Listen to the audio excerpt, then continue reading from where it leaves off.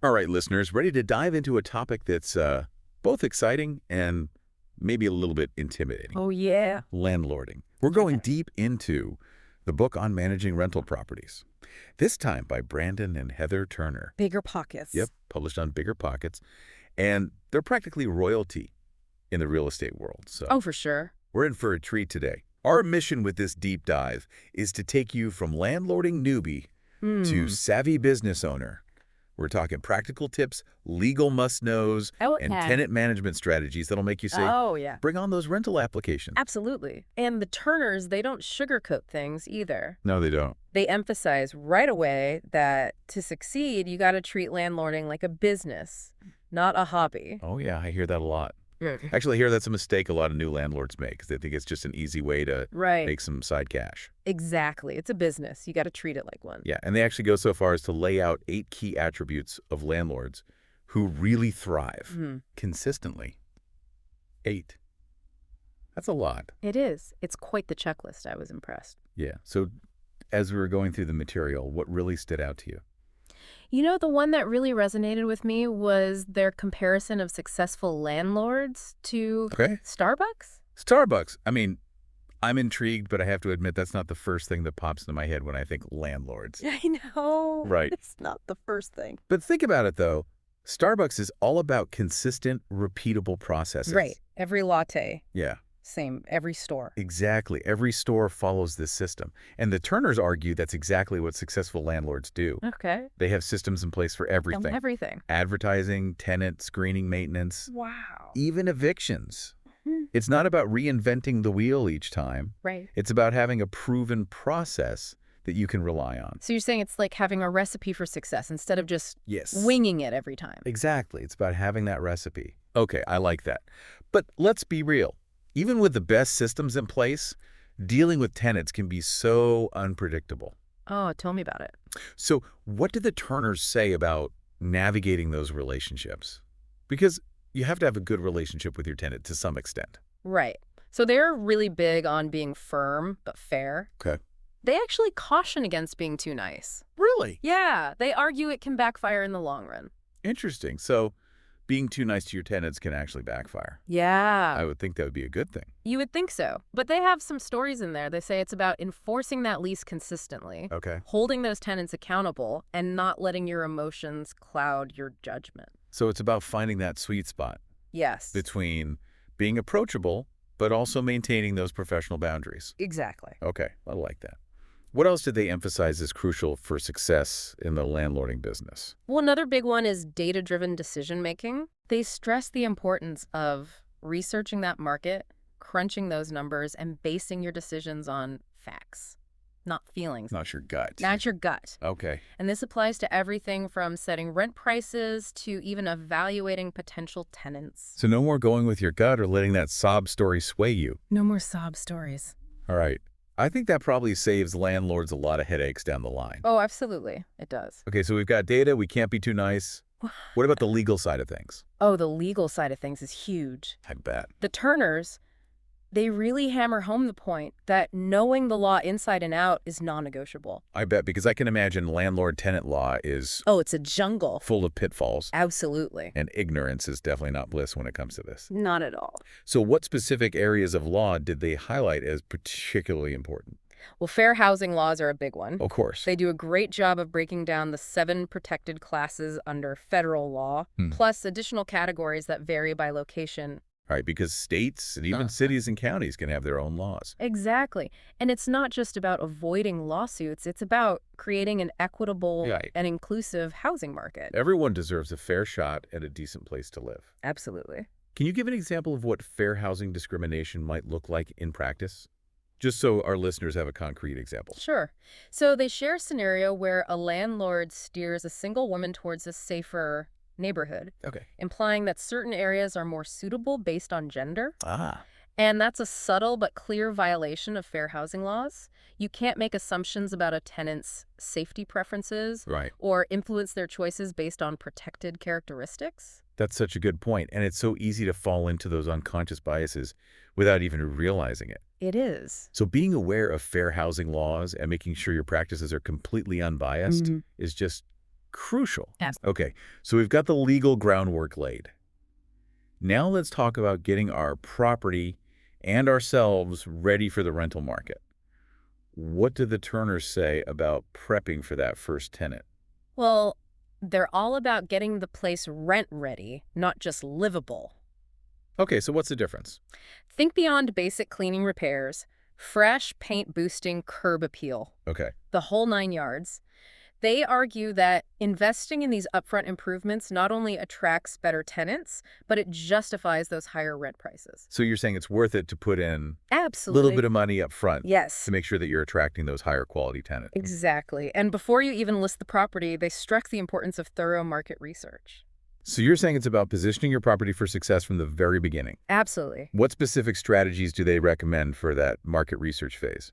Well, they suggest checking out similar properties in your area, scouring online listings, even talking to local property managers, Okay. just to get a feel for prevailing rent prices and tenant expectations. Okay. It's about understanding your competition Right. and finding that sweet spot that attracts quality tenants while maximizing your profit. So important. You don't want to undersell yourself, No. but you also don't want to price yourself out of I go- the market. Yeah. Okay, so before we get swept up in the excitement of showings and applications, there's something else they emphasize Yes. that might surprise our listeners. Setting up a dedicated landlord office. Oh, really? Yes. This is where those systems we talked about earlier really come into play. Okay. The Turners, they get granular here, Mm-hmm. talking about tools, folders, and even, wait for it, a color-coded filing system. Okay. I have to say I'm a little bit obsessed with organization. So color-coded folders are speaking my language. What does this focus on organization say about the mindset they're encouraging for landlords? Well, it's all about being proactive and setting yourself up for success from day one. Having a designated workspace, Okay. clear filing systems, and a system for tracking tasks can significantly reduce stress and make your landlording life much smoother. It's like the old saying, a place for everything and everything in its place. Exactly. Okay, so we've got our property prepped, our office set up, we're steeped in fair housing knowledge. Yeah. Now it's time to find those fantastic tenants. Yes. But before we jump into marketing strategies, there's a crucial step the Turners emphasize that can save landlords a ton of time and hassle. Pre-screening. Oh yes, pre-screening. Tell us about it. It's about weeding out the obviously unsuitable candidates before you invest time in full background checks and applications. Yeah, pre-screening, the art of separating the wheat from the chaff. Exactly. What are some key questions or strategies they recommend for this initial filtering process? They are big on income verification. Okay. They advocate for the 3 times the rent rule, Okay, what is that? meaning a potential tenant's monthly income should be at least triple the rent amount. Oh, okay. This helps ensure that they can comfortably afford the place without financial strain. Makes sense. You don't want someone who's house poor. No, you don't. What other red flags should landlords be looking for during pre-screening? Asking about rental history is crucial. Of course. You're looking for any red flags like evictions, late payments, or conflicts with previous landlords. So it's like checking references, but for tenants. Exactly. It is. Okay, so we're filtering for income and rental history. Right. Are there any other seemingly innocuous questions that can actually reveal a lot about a potential tenant?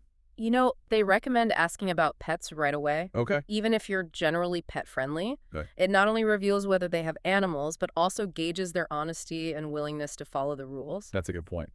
Yeah, and they share a cautionary tale about a tenant they call Dirty Dan, who caused major damage with undisclosed pets. Oh no, Duty Dan. Yeah, and it's a nightmare scenario for any landlord. That's a good reminder that clear pet policies Yes, and upfront conversations are just crucial. absolutely. Okay, so we're pre-screening like pros, but what happens when those applications start rolling in? Ooh, that's when the fun begins. All right, we'll have to save that for part 2, so stay tuned, folks. Okay, so we made it through that pre-screening gauntlet. We have got a pool of promising applicants. Okay. What happens now? It's time to get into the official application process. Yeah, it is. And the Turners, they stress the importance of gathering comprehensive information on that application, going beyond just the basics. Give me an example. Okay, so think like full names of all occupants, Okay. detailed employment history, contact information for previous landlords, Got it. even their social security number for those background checks. Yeah, so you really want to paint a complete picture of who these applicants are, not just relying on But so that's self-reported information. you got it. But we all know people can embellish or even flat out lie on applications. Oh, yeah. Happens all the time. What do the Turners recommend for ensuring that the information you're getting is actually accurate? Well, independent verification is key. Okay. So the book advises contacting employers to confirm those employment details, reaching out to previous landlords for those rental references, and of course, running those thorough background and credit checks. Of course, and what services do they recommend for that? Because I imagine there's a lot of them out there, and it can be hard to know Right. which ones are really reliable. For sure. Well, they mention Rent Prep and My Smart Move Okay. as reliable options. And these services, they provide really comprehensive reports on an applicant's credit history, their criminal background, and even eviction records. Okay. It's super valuable information for landlords who are trying to make informed decisions. Absolutely. Mhm. But I imagine those reports can be confusing or even contain errors sometimes. Oh, yeah, absolutely. What do they advise for navigating those situations? So they recommend carefully reviewing those reports, looking for any inconsistencies, and contacting the services for clarification if needed. Sorry. And here's a really key point. They emphasize giving applicants a chance to explain any negative findings Okay. to ensure fairness and transparency. Yeah, everyone deserves a fair shake, even if there are some red flags. So what happens if those reports reveal serious issues? Right. Or an applicant just doesn't meet your criteria? Okay. How do you handle denials? Right. Especially while staying on the right side of fair housing laws. Yeah, that's important. So they're big on providing clear written explanations for denials, specifically adverse action letters. Okay. And these letters outline the reason for denial and the applicant's rights to dispute the findings. Got it. It's about professionalism, transparency, and legal protection. So even in denials, you have to maintain those high standards. Exactly. All right, we got our applications, we've run our checks, we've made our decisions. Now it's time to seal the deal. Yes. But the most important legal document in a landlord's arsenal, I know what's coming. the lease agreement. The lease agreement. So important. The Turners are adamant about using a professionally drafted lease, Yes. not a DIY version, Absolutely not. downloaded from who knows where. Stay away from those. Because those online templates, they can be riddled with loopholes and just vague language that can really come back to bite you later. Oh, for sure. So what are the must-have components they recommend including in every lease agreement? Ooh, buckle up, because they break down 22 essential elements. 22. Wow. Okay, we're going to have to go through those We are. one by one. All right, so first and foremost, the names of all tenants spelled out clearly, Okay. plus specific guest policies, no ambiguity about who is allowed to live there, So you're nipping those unauthorized occupant situations in the bud right from the start. right from the get-go. What else? The lease term needs to be crystal clear, Right. whether it's month to month or a specific duration. Right. And of course, the full address of the rental property Makes sense. needs to be documented. Basic but crucial. All right, what about pets and smoking? How do we handle those in the lease? Ooh, the biggies. Oh, well. Okay, so they recommend detailed pet and smoking policies, leaving no room for interpretation. Got it. If pets are allowed, a separate pet addendum outlines the specifics, breeds fees, Oh, wow. the works. And for smoking, they advise being very specific about where it's permitted, if at all. Okay. They even mention tenants trying to skirt the rules by smoking out of windows. Oh, really? Yeah, so you got to be careful. So really laying down the law on those fronts. Yeah.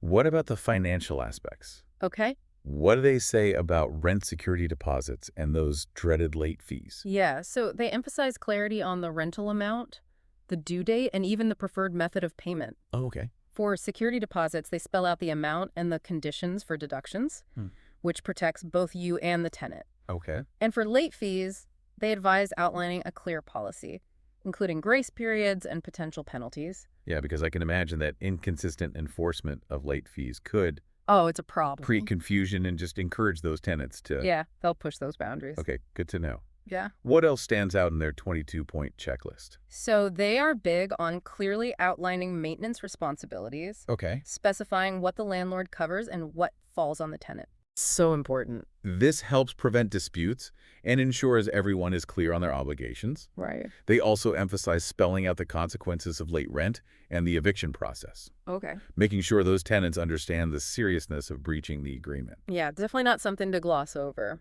All right, this is a lot to digest. I mean, 22 points. It is.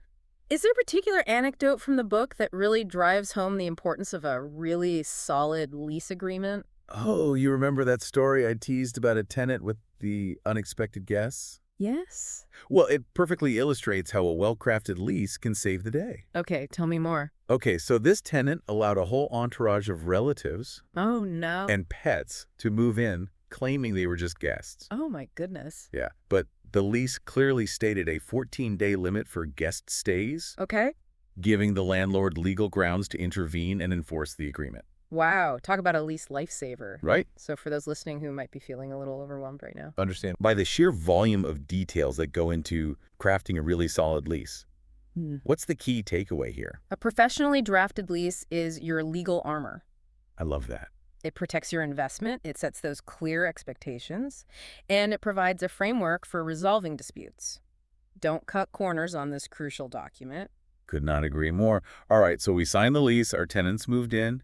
Now it's time to sit back and collect that rent, right?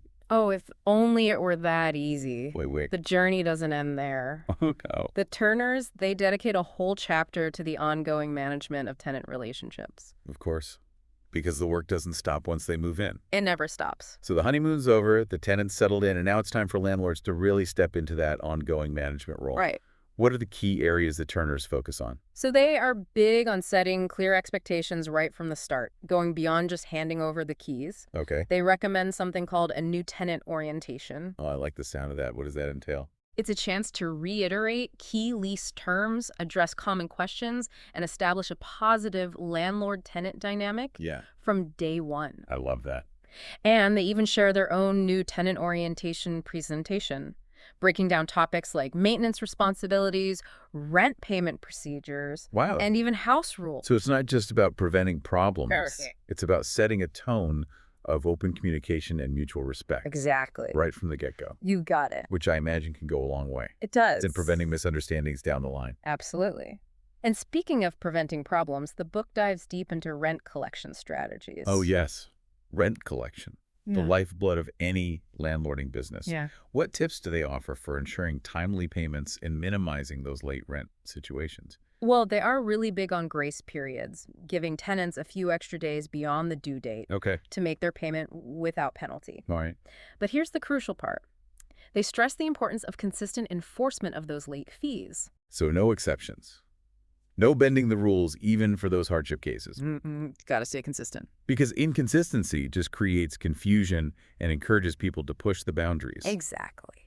What about those situations, though, where a tenant genuinely can't make rent on time? Yeah. How do they suggest navigating those conversations? Well, they advocate for clear communication and a proactive approach. Okay. So if a tenant anticipates a late payment, they should reach out to the landlord before the due date, Before. explain the situation, and propose a solution. So it's all about open dialogue and finding solutions together. But what if those late payments become a recurring issue? Right. How do they recommend handling situations where it might be more than just a temporary setback? That's where those documented late fee policies come into play. Right. The late fees aren't just about recouping that lost income. Okay. They're also a deterrent motivating tenants to prioritize those rent payments. Right. But they also acknowledge that sometimes, despite best efforts, evictions become unavoidable. Evictions. The landlord's worst nightmare. So it sounds like they're advocating for this balanced approach, combining empathy Yes. with a firm commitment to protecting your business interests. What advice do they offer for landlords who might be facing that situation? They emphasize the importance of following the correct legal procedures, Okay. dotting every I and crossing every T. Right. They even provide a step-by-step guide to the eviction process, from serving those notices to navigating court appearances. So even in those worst-case scenarios, having a clear roadmap can just make the process less daunting. Absolutely. Okay, let's switch gears now and talk about handling maintenance and repairs. All right. This is where things can get really messy, literally and figuratively. For sure. And the Turners, they offer some great advice on streamlining those maintenance procedures Okay. and ensuring things run smoothly, even when those unexpected plumbing emergencies pop up. Walk us through their recommendations. What are the key elements of a really successful maintenance strategy? Well, first and foremost, clear communication. They emphasize the importance of a streamlined system for tenants to report issues, Oh, okay. whether it's through an online portal, a phone line, or even good old-fashioned email. They even provide a sample work order form Okay. that landlords can use to document every request. So no more sticky notes on the fridge or frantic voicemails. Exactly. I love that they're all about creating systems that make life easier for both landlords and tenants. What else? Okay, so they are big on documenting everything. Everything. Every communication, every repair, every expense related to maintenance Okay. should be meticulously recorded. Okay. This not only helps you track costs and identify potential issues, but it also protects you in case of disputes or legal issues. Right, because a landlord's memory can be a fickle thing, It can be. especially when you're juggling multiple properties and tenants. Absolutely. All right, so we've got our communication channels in place. We're documenting like pros. Now we need those reliable contractors to actually tackle the repairs. Yes, we do. And finding good contractors can be a challenge. Oh, it's a challenge for everyone. It is. Luckily, the Turners dedicate a whole chapter to this, Oh, good. sharing their tried-and-true methods for screening, hiring, and managing those essential repair heroes. Okay, spill the secrets. Yeah. How do we weed out the cowboys and find those trustworthy professionals who won't break the bank Okay. or botch the job? They are all about thorough vetting. Right. They recommend checking licenses and insurance, requesting references, even Googling the contractor to see if any red flags or complaints come up. You know, it's like tenant screening, but for contractors. Yeah, exactly. What about those smaller, more urgent repairs that might not warrant a full-blown bidding process? Okay. How do we handle those? So they recommend building relationships with reliable handymen who can tackle those everyday fixes quickly and efficiently. It's all about building that trusted team. Okay, so we've talked about rent collection, maintenance, even those dreaded evictions. Are there any other common tenant-related challenges Oh, there's always more. that the Turners address? They tackle some of those thornier situations that can test even the most seasoned landlord's patience. Like what? Think unauthorized occupants, Oh, noise complaints, Yeah. even those late-night calls about a dripping faucet. oh, the joys of landlording. Yeah. Let's unpack those one by one. How do you suggest handling unauthorized occupants, Okay. especially when those tenants might try to pull the "it's just a guest" card? They emphasize the importance of clear lease language, outlining guest policies and the consequences of violations. Okay. If a tenant sneaks in an extra roommate, it's time for a firm but respectful conversation, Okay. reminding them of the agreement and outlining the steps for adding an occupant legally. Right, because turning a blind eye can really create legal and logistical headaches down the line. Oh, yeah. What about noise complaints? Okay. Those can be so tricky to navigate, especially in multifamily properties. They advise establishing clear noise policies in the lease, Right. specifying quiet hours and outlining procedures for resolving complaints. Got it. And they also emphasize the importance of documenting every complaint and the steps taken to address it. Documentation is a landlord's best friend. It really is. It creates a paper trail. Yes. Just in case things escalate. Okay, last but not least, those after-hours maintenance calls that can really disrupt a peaceful evening. How do you set boundaries without being completely unresponsive to genuine emergencies? So they recommend outlining a clear after-hours policy in the lease, Okay. specifying what constitutes a true emergency and providing contact information for those situations. Got it.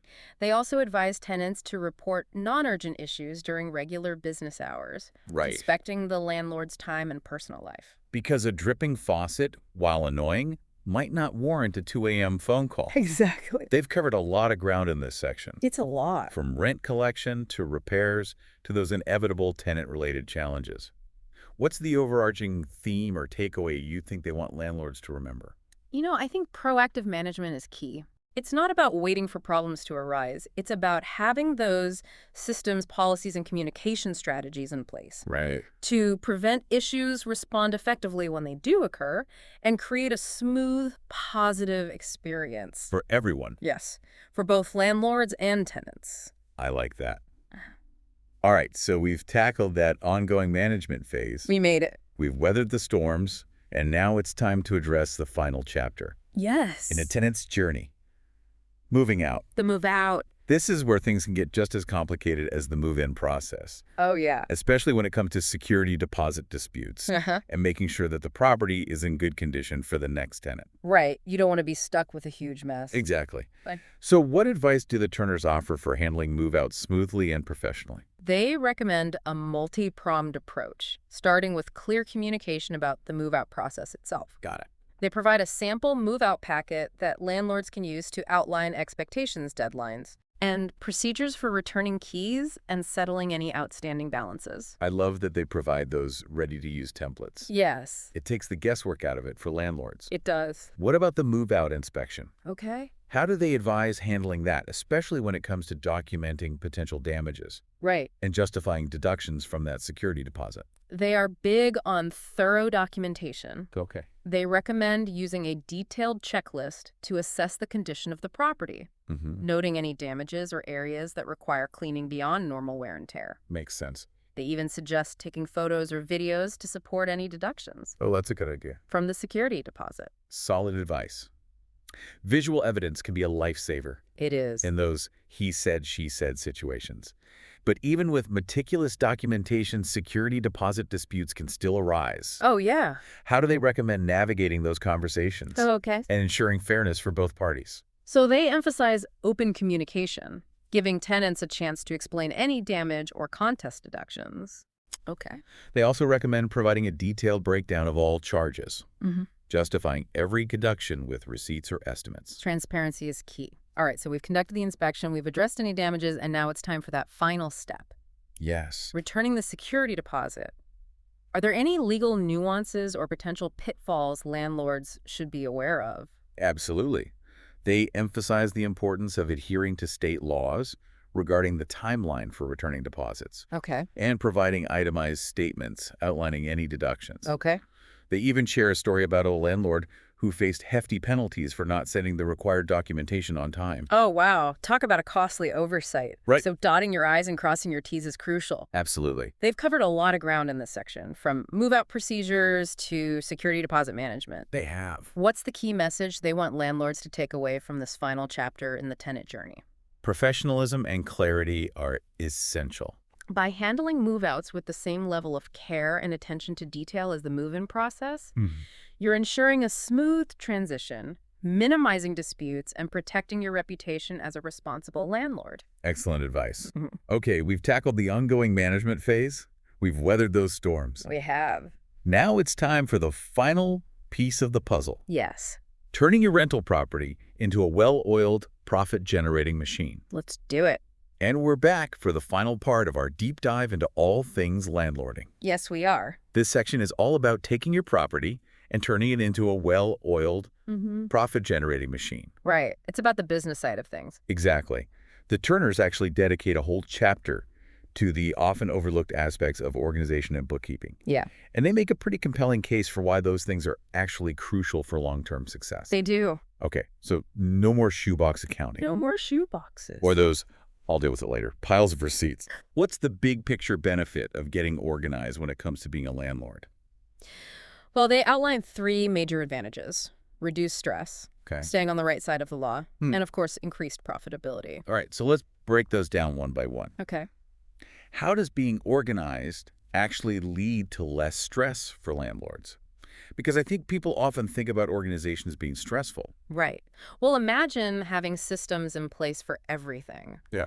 Tracking those expenses and income, managing tenant communication, staying on top of maintenance requests. When you have that clear system, it just takes so much of the mental burden away. It's like having a personal assistant for your landlording life. Exactly. It's Yeah. like having that assistant in your back pocket. Okay, so what about the legal side of things? Okay. How does organization play into that? Having those meticulous records of your income and expenses Trade. isn't just good practice. Yeah. It's essential for tax purposes. Yeah, of course. And if you ever face an audit or legal dispute, those organized records, they become your best defense. So it's not just about peace of mind. Right. It's about protecting yourself legally and financially. Exactly. Okay. Last but not least, and maybe the most important thing, Right. how does organization actually lead to increased profitability? When you have a clear picture of your finances, you're empowered to make smarter decisions. Okay. You can identify areas where you might be overspending. Okay. You can explore ways to increase rent strategically or even uncover new revenue streams that you hadn't even considered before. So you're actually thinking like a business owner, Yeah. not just collecting rent. You got it. All right, so let's get into some specifics. What are some of the Turners' top tips for setting up an efficient landlord office Okay. and creating those all-important systems? Well, remember that color-coded folder system we talked about? Yes, of course. They take it to a whole other level in this chapter, outlining a detailed filing system for every single aspect of your business. Oh, wow. Each property gets its own color-coded folder containing everything from lease agreements and maintenance records to tenant communication and financial documents. So it's really like having this visual representation of every property that you own. Yes, and you can easily grab the right information No, that's so smart. when you need it. What about those day-to-day tasks and those to-do lists that can really pile up? Oh, yeah. Any advice on how to stay on top of that and make sure nothing slips through the cracks? Well, that dedicated inbox we mentioned earlier is key. Okay. All incoming mail bills, tenant requests, everything goes there first. Okay. And then they recommend a weekly review process to tackle those tasks. Oh, okay. File those documents and just make sure nothing gets lost in the shuffle. So it's not just about setting up the system. Right. It's about making it a habit. It's a habit. It's a lifestyle. Exactly. All right, let's move on to bookkeeping. Okay. What are their top recommendations for tracking income and expenses and ensuring everything is accounted for? So their two golden rules are simple. Track everything, and I mean everything, Everything. and keep every single receipt. No more rounding up or guessing. No more rounding, no more guessing. Right. Meticulously record every transaction. Got it. Categorize your expenses, and reconcile those bank statements regularly. So important. They even provide a sample spreadsheet that landlords can use as a starting point. Spreadsheets. The unsung heroes of financial organization. They really are. Okay, so we're organized, we're tracking our finances. Right. Now, how do we actually use this information to boost our profitability? Well, the Turners are big believers in regular financial analysis. Okay. Go beyond just glancing at your bank balance. Right. Create monthly profit and loss statements. Break down your income and expenses for each property. And look for those opportunities to optimize. Maybe you can reduce costs in certain areas, strategically increase rent, Okay. or even discover those hidden revenue streams. It's like putting your landlording business under a microscope. Yes, And really looking for those areas where you can fine-tune and improve. you got it. So we've covered a ton of ground in this deep dive. We have. What's the one overarching takeaway that you think the Turners want to leave landlords with? They emphasize that landlording, when done right, can be incredibly rewarding, Yeah. both personally and financially. I can see that. But it requires a commitment to lifelong learning, adapting to the ever-changing landscape of regulations. Of course. And as we discussed today, treating it like a true business. That's such a crucial point. It's not just about owning property, it's about owning a business. That's it. So for our listeners who are eager to put all this knowledge into action, Yes. what's the one thing they should focus on today?